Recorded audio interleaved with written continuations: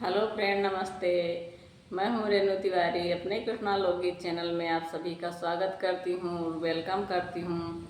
आप लोग के लिए लेके आई हूँ बहुत ही प्यारा सोहर गीत। भगवान जन्म पर चैत्र नवमी आने वाली है, तो उसी के उपलक्ष्य में हम आप लोग को ये सोहर गीत सुनाने जा रहे हैं।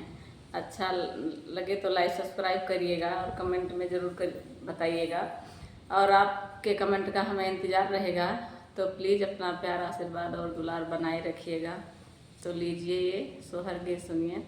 सोने के खड़ुआ राजा दशरथ, चुटुर पुटुर चले मालिन फूलवारी गए, मालिन फूलवारी गए हो। मालिन यतनी सूरती कैबेलिया, तो कौने गुना निरफली हो।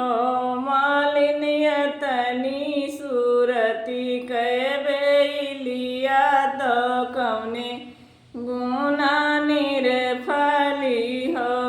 काऊ कहाँ मोरे राजा कहत दुख लागे, कहत दुख लागई हो।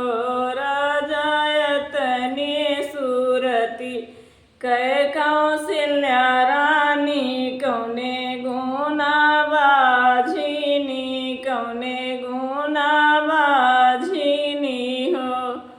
राजा यतने सूरती कै कौशल्या रानी, कौने गुना बाझिनी हो।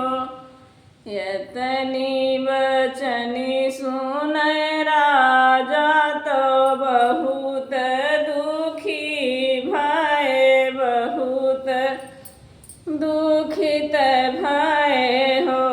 सखिया गोड़े मोड़े तनहि चादरिया, सोई धवरा हरि, सोई धवरा हरे हो। सखिया गोड़े मोड़े तनहि चादरिया, सोई धवरा हरि हो। सात घड़ी बिना चढ़ी गए, चढ़ी के उतरी गए, चढ़ी के उतरी गए हो। राजा होई गए दतुइनी के जुनिया, करऊ उठी दतुइनी, करऊ उठी दतुइनी हो। राजा